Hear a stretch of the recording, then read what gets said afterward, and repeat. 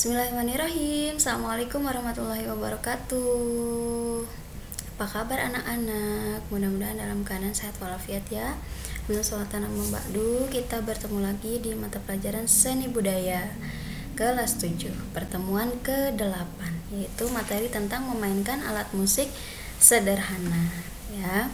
Silahkan anak-anak buka bukunya. Sudah kita masuk ke alat musik sederhana bab selanjutnya.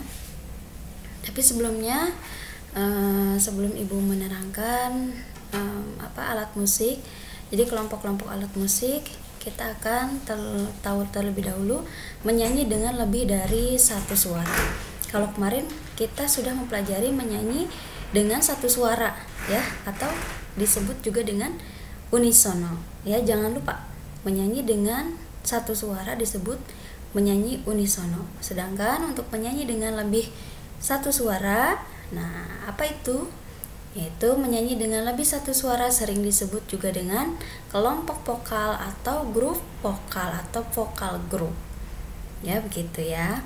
Kelompok vokal adalah kumpulan beberapa penyanyi yang tergabung dan menyanyikan lagu dengan ketinggian suara yang berbeda, antara lain sopran, alto, bass, dan tenor.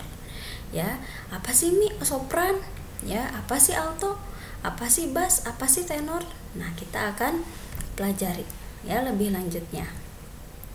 Beberapa jenis teknik bernyanyi vokal grup antara lain paduan suara ya, atau disebut juga dengan call choir. Paduan suara adalah sajian musik vokal oleh beberapa orang dengan memadukan berbagai jenis suara menjadi satu kesatuan yang utuh dan dapat mengungkapkan jiwa lagu yang dinyanyikan. Biasanya kalau paduan suara lebih dari 20 orang ya, 30 orang. Nah, itu beberapa jenis suaranya yang tadi, sopran, alto, tenor, bass. Apa sih Bu, nggak ngerti? Lanjut, nanti Ibu jelaskan apa itu sopran, apa itu alto, apa itu tenor, apa itu bass. Yang kedua, jenis teknik bernyanyinya yaitu lagu canon. Apa sih itu lagu canon? Biasanya dinyanyikan dengan cara saling susul menyusul. Contohnya ya, misalkan nyanyi 17 Agustus tahun 65, kan itu ada kita tetap. Nah, kalau untuk lagu canon itu ada susul menyusulnya. Kita tetap setia tetap setia mempertahankan Indonesia. Gitu ya. Jadi ada susul menyusulnya. Kemudian ada lagi yang namanya a cappella. Ya, a cappella atau disebut juga dengan cappella adalah sebuah aturan menyanyi yang diterapkan pada kelompok paduan suara yang tidak diiringi instrumen. Ya, contohnya sekarang musik beatbox. Semua lagu, semua nada yang keluar dari mulut ya, mau nada bass, kemudian mau nada gitar, mau nada piano, itu namanya a cappella. Biasanya disatukan dalam satu grup, kemudian mereka bernyanyi tanpa diiringi instrumen, tapi sudah bisa menghasilkan instrumen. Nah, itu namanya a cappella. Dan terakhir, jenis teknik bernyanyi vokal grup itu namanya nasyid. Berasal dari bahasa Arab, ansyada yunshidu, yang artinya bersenandung. Nasyid biasanya dinyanyikan secara a cappella atau dengan diiringi gendang. Ya, kalau sekarang nasyidnya sudah modern, sudah diiringi piano, ya biasanya gitar gitu.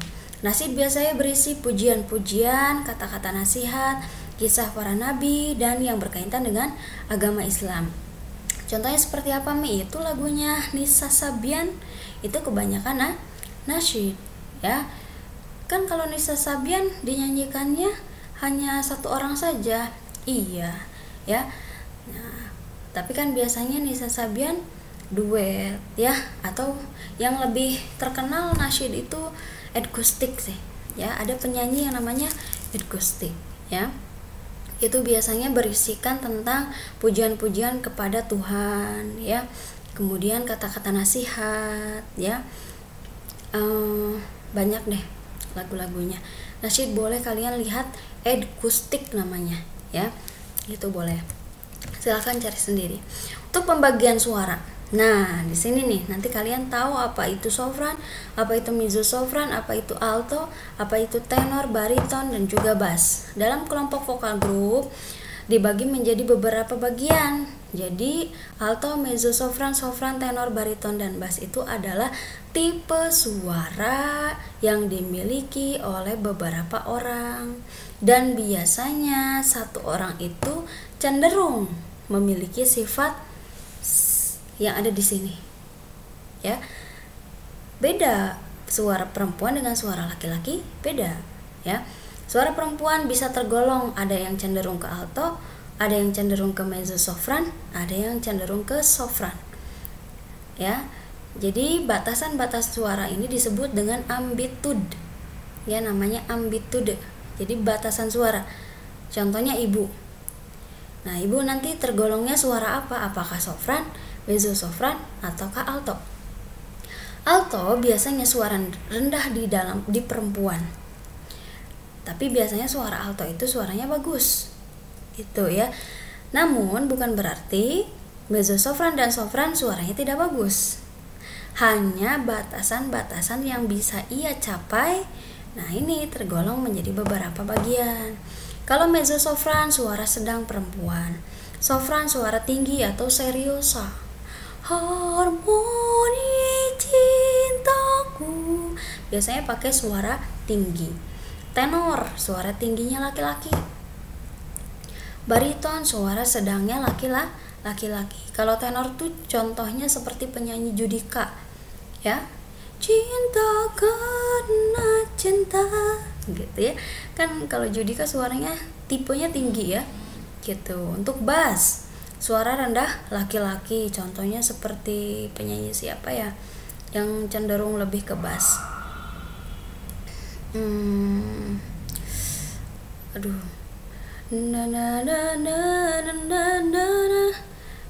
Suaranya ngebass begitu ya. Pokoknya itu pembagian suara laki-laki dan suara perempuan sesuai kemampuan dan kecocokan suara masing-masing. Sedangkan dalam paduan suara penyanyi biasanya hanya terdiri dari sopran, alto, tenor, dan bass saja, 4, ya, atau kita namakan sebagai suara ATBS, ya, begitu ya, ATBS, atau dengan nyanyian secara unisono atau satu suara saja. Jadi kalau ada perpaduan suara vokal grup atau paduan suara biasanya hanya terdiri dari jenis suara sopran, alto, tenor, dan bass. Dia bisa dinyanyikan dengan lebih dari satu suara atau bisa juga dinyanyikan secara unisono atau satu suara saja. Gitu ya, ini untuk pembagian suara. Sedangkan teknik memainkan alat musik. Penyebutan bagi musik ensemble tergantung pada jenis alat musik yang dimainkannya. Ya, pada ensemble yang menggunakan alat musik yang sama sejenisnya, ada pula yang menggunakan alat musik beraneka jenisnya. Permainan ensemble dibedakan menjadi 2 jenis, yaitu sebagai berikut. Ya, tapi sebelumnya kita akan cari pengertian terlebih dahulu tentang ensemble-nya terlebih dahulu. Hati-hati, jangan sampai mendengar kata sambal itu sebagai sambelado-lada, ya. Kata ensemble di dalam teknik musik, ya, berasal dari bahasa Prancis, yaitu artinya rombongan musik atau sandiwara. Ya, atau yang lebih kita kenal itu kelompok kali ya. Kelompok alat musik, kelompok beberapa kumpulan musik. Ensemble adalah bermain musik secara bersama-sama. Nah, perpaduan dengan menggunakan beberapa musik tertentu serta memainkan lagu-lagu dengan aransemen yang sederhana, ya, itu namanya ensemble, ya. Jadi ensemble itu bukan berarti yang lada, ya. Ensemble itu di sini artinya rombongan musik atau memainkan alat musik secara bersama-sama, baik itu menggunakan alat musiknya dengan hanya satu alat musik atau beberapa alat musik. Untuk musik ensemble sejenis, ya, yaitu bentuk penyajian musik ensemblenya yang menggunakan alat-alat musik sejenis. Contohnya, kalau ensemble recorder, maka semua penyajian ensemblenya memainkan alat musik recorder. Nah, yang tadi Ibu bilang, Kalau hanya satu alat musik berarti namanya ensemble sejenis. Kalau beberapa alat musik namanya ensemble campuran, ya. Beberapa alat musik contohnya ketika dia memainkan lagu, pemainnya ada yang memainkan recorder, ada yang memainkan pianika, ada yang memainkan gitar, ada yang memainkan kastanyet, triangle, tamborin, dan simbal. Berarti ini namanya musik ensemble campuran. Sedangkan kalau misalkan memainkan alat musiknya biola saja, tapi beberapa orang, nah itu musik ensemblenya hanya sejenis, ya, paham ya? Baik, di sini ada kelompok alat musik. Ya, kelompok alat musik terbagi menjadi 3. Ada kelompok alat musik harmonis, kemudian melodis, dan juga ritmis. Baik, Ibu akan membahas satu-satu dulu. Untuk kelompok alat musik harmonis adalah alat musik yang berfungsi sebagai pengiring dan dapat mengeluarkan paduan nada sekaligus. Contohnya alat musik harmonis yaitu sampek, sasando, piano, organ, gitar, siter. Ya, jadi di sini alat musiknya dapat mengeluarkan paduan nada sekaligus. Iya, jelas. Kalau piano kan biasanya beberapa nada ya. Beberapa nada bisa neng beda ya, beda-beda. Sasando juga sama, organ juga sama, gitar juga sama, siter juga sama. Ingat ya, harmonis itu yang dapat mengeluarkan paduan nada sekaligus. Ya, contohnya ini alat musiknya, gambarnya. 2. Kelompok alat musik melodis.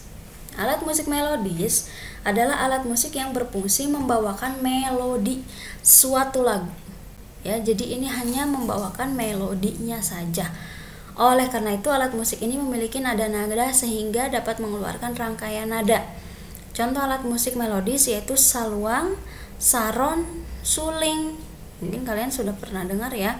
Biola, rebab, pianika, recorder, dan mandolin. Nah, recorder berarti termasuk ke dalam kelompok alat musik melodis ya, karena dia hanya bisa memainkan nada-nada, rangkaian nada saja gitu. Dan terakhir kelompok alat musik ritmis.